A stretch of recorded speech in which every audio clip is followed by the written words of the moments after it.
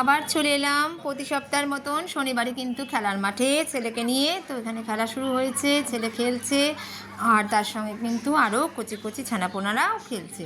তা কচি কচি ছানাপোনাদের খেলা দেখতে কিন্তু বেশ ভালো লাগে। আর সকালটার আমেজ তো আলাদাই, মানে কি বলবো, হালকা হালকা ঠান্ডা, মানে শীতটা তো পড়ছে আস্তে আস্তে, আর এবার তো জবরদস্ত ঠান্ডা পড়বে, কারণ এখন বেশ হাওয়া দিচ্ছে আর ফাঁকা মাঠ, হাওয়াটা তো একটু দেয়। তো আমি কান ঢেকে এখানে দাঁড়িয়ে ভিডিও করছি, ওদিকে ছেলেরা কিন্তু খেলছে।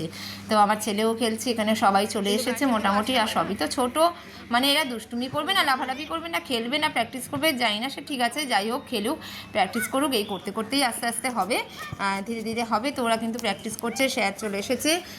আমি তো অনেক আগেই বেশ এসে গেছি, কারণ আজকে অনেক আগে এসে গেছি, আর আগে এসে কিন্তু বসে আছি। তারপরে কিন্তু স্যার আসলে এসে কিন্তু প্র্যাকটিস করাচ্ছে। প্রথমে ওদেরকে এক্সারসাইজ করিয়ে নেয়, তারপরে একটু একটু দৌড়াদৌড়ি করায়, বলটাকে নিয়ে তারপরে প্র্যাকটিস করায়। তো আজকাল রুমাল নিয়ে সেই ব্যাপারটা হয়নি, আজকে অন্যরকম সব খেলার স্টাইল হচ্ছে। আর আমার ছেলের তো কত রকম স্টাইল জানো তো, দৌড়াদৌড়ি করছে, খেলছে।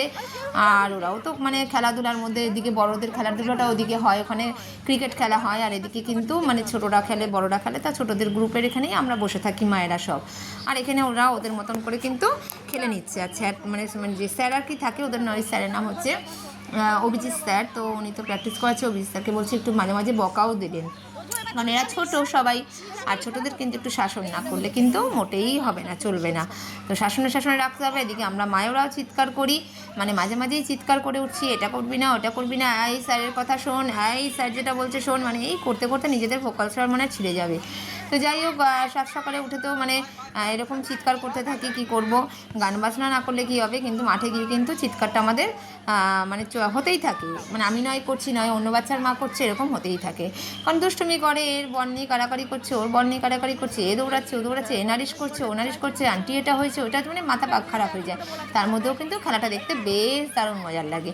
কারণ সত্যি কথা বলতে গেলে শনি রোববারটা একটা মানে কি বলবো, মানে ছেলের সাথে সাথে আমারও একটা খুব ইন্টারেস্টটা বেড়ে গেছে, যে খেলার মাঠে যাবো, একটু বসবো, একটু খেলা দেখবো ছোটো ছোটো ছানাপোনাদের, আর নিজেরাও একটু হাঁটাচলা একটু ভালো মানে হলে তো এক্সারসাইজটা হয়, শরীর তো একদম ফিটনেসের ব্যাপার থাকেই একটা, বয়সও হচ্ছে দিন দিন না সবারই।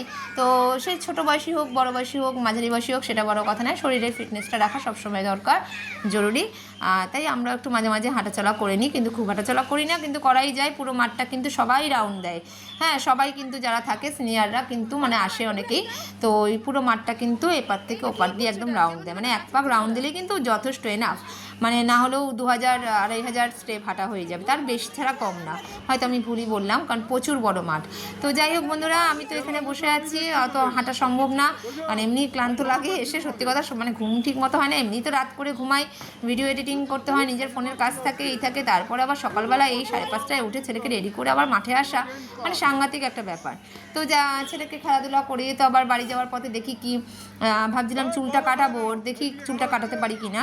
তো ওরা এখন কিন্তু মাঠে কিন্তু স্যারের সঙ্গে প্র্যাকটিস করছে আর খেলে নিচ্ছে।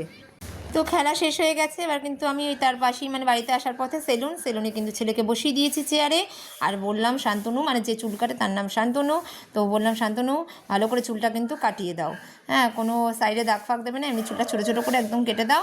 আর আমি একটু পাশের দোকান দিয়ে চা খেয়ে নিলাম, আর দাঁড়িয়ে দাঁড়িয়ে কিন্তু একটু ভিডিও করে নিলাম, যে ছেলের চুলটাও কিন্তু আমাকেই কাটাতে হলো অবশেষে, কী করবো, কেউ নেই আমার, তো আমাকেই সর্বস্ব করতে হয়। তো ছেলের চুলটাও কিন্তু আমি সেলুন থেকে কাটিয়ে নিলাম, কারণ মাথা মানে চুলটা বড় থাকলে না ঘেমে যায়, তো খেলতে খেলতে ঠান্ডা লেগে যায় জানো তো, আর ঠান্ডা লেগেও যাচ্ছে, তাই জন্য চুলটাকে আমি ভাবলাম চুলটা আজকে কাটিয়েই বাড়িতে যাব।